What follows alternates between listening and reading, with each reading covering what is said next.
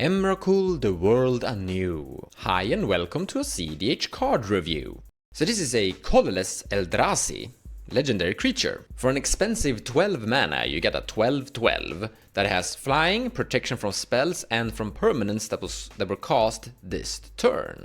But the big ability here is when you cast this spell, gain control of all creature target player controls. You could kinda make that into some form of board wipe, or yeah, kinda board wipe, or a single target creature board wipe on a player basically. Then, when Emrakul, the World Anew, leaves the battlefield, sacrifice all creatures you control. Kinda bad. And then comes the secondary or last ability that is rather interesting, Madness. Pay 6 colorless.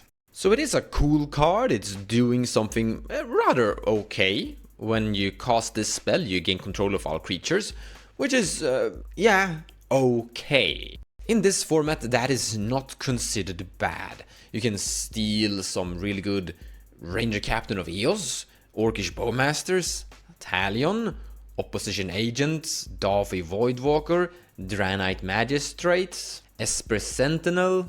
What else is really good to steal? You will steal someone's Tymna, you will steal someone's Crom, you will most likely steal someone's Thrasius, maybe. You might be stealing like a Bird of Paradise. Now when you evaluate abilities like this, you're often looking at the floor and looking at the ceiling. And you're looking at like how big of a spread it actually is. Like how often are you going to hit the floor and how bad is the floor? And in all honesty, the floor isn't that bad. Like the worst potential outcome I think is going to be like one Thrasius and one Bird of Paradise. You're usually going to find one opponent that have some good creatures in play to steal. So in all honesty, when you're able to madness this into play, you should be able to hit a decent floor. Now the ceiling on the other hand is rather good. Taking someone's Esper Sentinel, Talion and Orcish Bowmaster, that's quite good. There is a chance you're going to steal an Seedborn Muse and a Thrasius, both at the same time. There's definitely a chance that you could be stealing like a Ceesay, Weatherlight Captain, together with all her mana dorks. You might not be able to do huge things with that, okay, kinda depending on your build, but still. But it's still interacting with your opponents. You're also gaining a huge board state that can punch. But in most scenarios you're going to take someone's Orcish Bowmaster or someone's Talion. Now taking someone's Orcish Bowmaster is actually not that hard. All you need to do is just cast a Phantasmal Image and you basically kill their Orcish Bowmaster and you gain your new one, or a clone of that one. So in the end, this Madness 6 colorless mana is a rather expensive way to take someone's Orcish Bowmaster.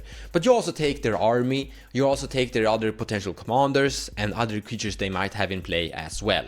So once again, I think that the ceiling on this ability is rather good.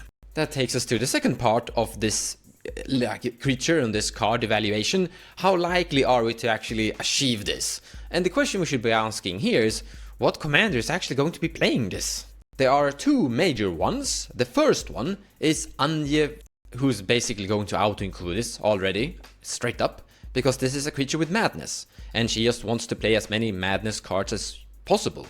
And if Wizard of the Coast are printing more cards with madness, Anje will automatically be improved. We could also say that she's going to potentially upgrade some of her bad madness cards into good madness cards, and in the end this is a good madness card. It is also not entirely impossible for Anje to actually cast this madness or pay the madness cost, because it's a 2-color identity deck, which means that you could be including a lot of different cards to generate colorless mana to basically cast this thing.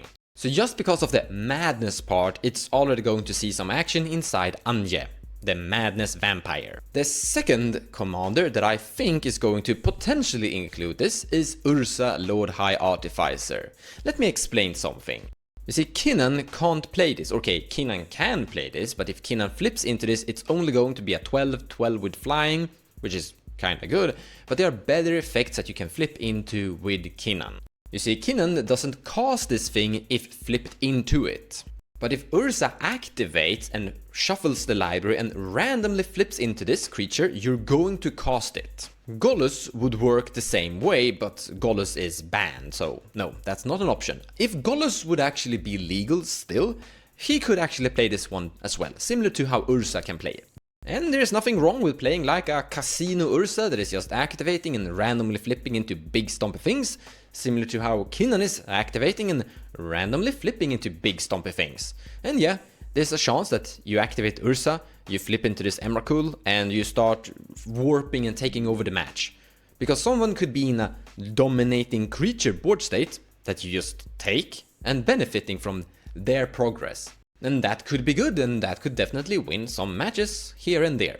Other than that, I think it's going to be rather tricky to actually madness this creature for other commanders, and I think it's going to be extremely tricky to pay the 12 mana if you can't madness it, unless you can do tricks like Ursa does. So as a finalized review, I think it's okay. I think it's going to see some potential action in already mentioned commanders. I definitely think that it has potential of winning a tournament if it resolves, depending on how the tournament board state looks like. But I would like to emphasize that even though the effect is quite strong, it's not game winning. So it's something like a situational card for some form of deck that is looking for something extra.